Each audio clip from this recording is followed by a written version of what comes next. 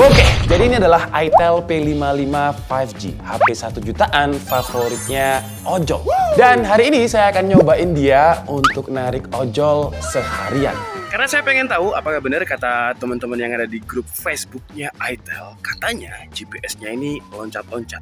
Dan kalau mataharinya lagi terik banget, katanya juga nggak enak brightness-nya ini buat ngojol, nggak terlalu kelihatan. Baterainya kayak gimana, terus ada masalah-masalah apa yang saya temukan nanti, yuk kita bahas. Jadi saya berangkat itu sekitar jam 11 lebih dan baterainya itu di 96%. Nggak berangkat sih ya, jadi saya online kan aplikasi Grab drivernya itu di rumah sambil nunggu orderan. Tapi ternyata 1 jam saya tungguin di rumah dengan aplikasi Grab drivernya aktif, tetap aja nggak dapet orderan. Akhirnya saya putuskan untuk keluar dari rumah. Kalau bahasa Jawanya sih ngetem ya. Awalnya ya saya coba muter-muter dulu ya, nggak ngetem, muter-muter area Malang, tapi tetap ternyata nggak dapet orderan. Ini udah sekitar 1 jam ya, tapi masih belum dapat order. Jadi sekarang saya lagi ngetem di kayak tempat perukuan gitu, sama pesen kopi di sini. Baterainya sekarang tinggal 86%.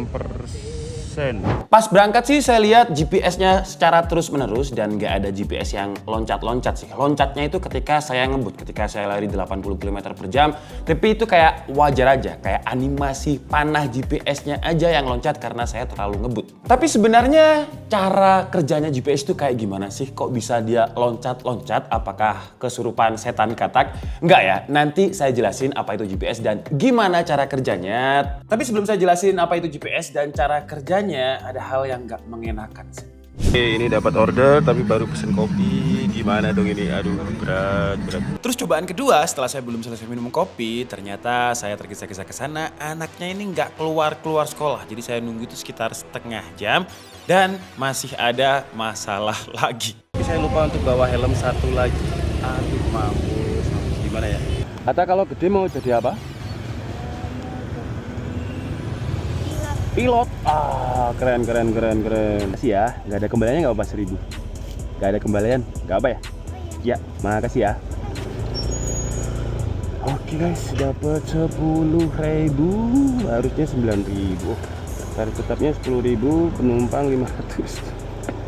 Kalau buat saya driver yang masih amatir ini, jarak dari SMP Muhammadiyah 2 ke Jalan LA Sucipto, buat yang orang Malang pasti tahu itu lumayan jauh ya. Dan saya cuma dapat 8.500, jadi kesannya kayak kecil banget. Tapi di orderan pertama ini sempat saya screen record dan GPS-nya sama sekali nggak ada loncat-loncat. GPS-nya berfungsi dengan baik. Dan kalau masalah brightness, itu saya dapat order sekitar jam 1 siang dan itu mataharinya lagi terik banget. Dan memang untuk brightness nits-nya dari itel P55 5G ini menurut saya pribadi juga kurang. Karena dia cuma 425 nits dan ketika lawan matahari yang terik banget, ya banyakin makan wortel aja lah biar matanya nggak cepet rusak. Setelah order pertama selesai, saya balik lagi ke tempat saya ngetem tadi untuk menghabiskan kopi yang belum saya seruput. Tapi baru 1 seruputan, saya udah dapat order lagi. Sekarang GrabFood pizza, totalnya itu sekitar 250.000. Dan yang nggak enaknya lagi, tempat anternya itu lebih jauh ketimbang tempat anter yang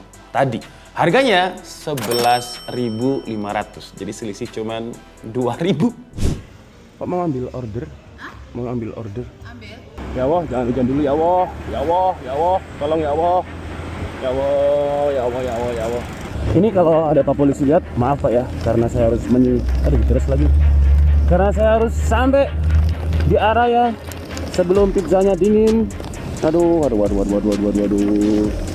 Semoga nggak tembus itu kresek pizzanya. Ya ampun, gimana nih kaliku. Udah selesai pengantaran kedua. Kali masih hujan guys. Tadi kacamatanya. Dan hal sial terjadi lagi. Jadi pas saya taruh kacamata saya ke tempat kacamata, HP-nya itu jatuh dan botol ya. Karena saya memang gak pakai case dan kalau kita ngomongin build quality-nya si itel P55 ini memang kayak agak ringkih aja, banyak area kopong. Dan setelah order kedua hujan deres karena pada waktu order kedua saya nganterin pizza itu yang saya amankan pizzanya dulu daripada badan saya karena takutnya kena kumplin ya kalau pizzanya kena hujan. Akhirnya saya yang kehujanan dan saya putuskan untuk pulang. Sekitar jam 4 dan baterainya tinggal 40%. Jadi dari 94% jam 11 ke sekitar jam 4 tinggal 40-an %. lumayan boros untuk baterainya karena memang GPS-nya terus aktif, dan kalau kita mau daya tahan baterai ketika dipakai di luar sama di dalam rumah itu beda. Karena matahari itu juga bisa bikin baterai cepet boros. Dan sampai order kedua ini sebenarnya saya juga udah masuk ke ganggang ya, tapi gak ada GPS yang loncat-loncat. Tapi sebenarnya apa itu GPS dan bagaimana cara kerjanya? GPS adalah kepanjangan dari Global Positioning System, dan cara kerjanya itu mirip sama nenek moyang kita dulu. Kalau nenek moyang kita dulu, terutama yang nelayan ya, itu kalau misalkan cari lokasi mereka lihat bintang.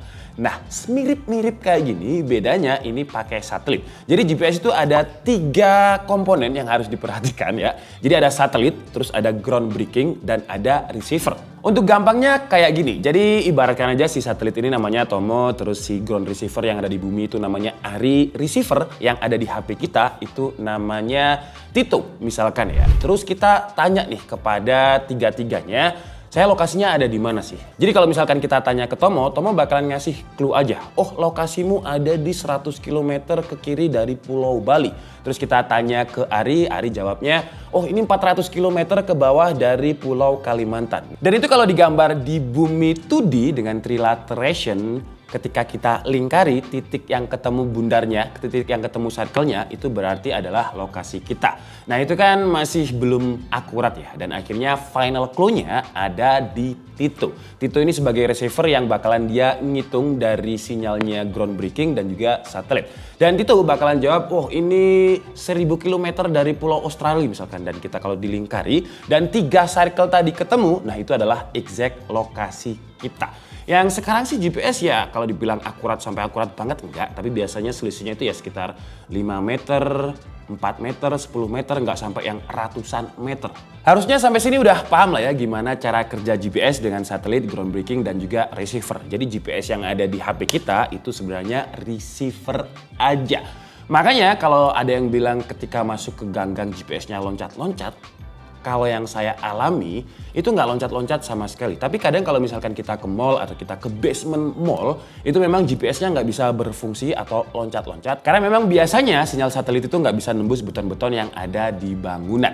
Di shift kedua saya ngetemnya di sebuah minimarket yang ada di Jalan Legend Sutoyo, dan di situ sekitar 1 jam setengah. Saya sama sekali nggak dapat order, tapi akhirnya dapat order ketika hujan udah mulai reda. Dan ketika saya udah sampai sana, jaraknya itu kurang lebih 160 meter lagi, si penumpangnya ngechat. Ini tadi dapat orderan, saya udah deket, terus dia titik lokasinya salah, kebalik katanya. Terus minta di cancel, padahal saya udah deket banget nih. Tuh, udah tinggal maju, ngechatnya baru sekarang, tinggal 160 meter. Dan akhirnya ya saya cancel, tapi saya nggak lanjut untuk narik karena sampai situ kayak ya saya kecewa banget. Walaupun ini bukan pekerjaan utama saya, tapi entah kenapa kayak kecewa banget ketika di cancel lokasi saya padahal udah deket. Dan akhirnya saya putuskan ya orderan ketiga saya pulang.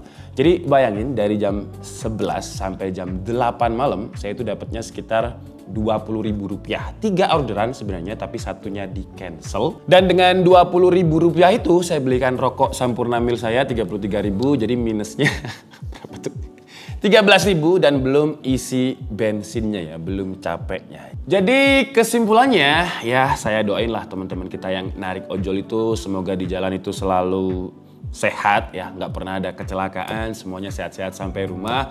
Dan ketika di cancel semoga hatinya berjiwa besar ya, intinya saya doain semoga rezekinya lancar lah. Karena hikmahnya dengan adanya konten ini saya lebih menghargai uang. Kalau soal tentang GPS yang loncat-loncat, jujur di itel P55 5G ini saya nggak nemuin sama sekali ya. Bahkan ketika saya nggak dapat orderan yang masuk gang-gang, saya coba untuk masuk gang sendiri, terus saya zoom mapnya, GPS-nya juga masih akurat ya. Tapi ini kita ngomongin GPS-nya Grab, karena saya sempat buka aplikasi Maxim juga, GPS-nya itu nggak selengkap aplikasi Grab. Dan kalau masalah brightness, memang harus diakui brightness-nya ini agak kurang, apalagi kalau saya lihat setup-nya teman-teman yang narik driver ojol yang lain itu ya, kayak dikasih case yang anti air biar nggak kehujanan, itu pasti jarak pandangnya atau memandang HP-nya itu kayak lebih kurang nyaman aja karena terlapisi sama casing anti airnya.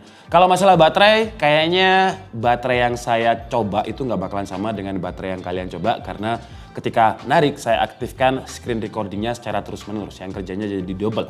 Tapi kalau kalian perhatikan pasti ketika jam-jam 12 siang, jam 1 siang baterainya bakalan lebih cepat habis karena pengaruh matahari. Matahari bikin baterai yang ada di HP ini panas dan akhirnya kalau baterai ya lawan panas pasti lebih boros. Tapi buat yang udah punya Itel P55 atau Itel series lainnya atau HP 1 jutaan lainnya, bisa tulis di kolom komentar ya tentang gimana pendapat kalian atau pengalaman kalian ketika HP-nya digunakan untuk narik ojol. Saya Dika Setiabudi and see you in the next video. Bye-bye.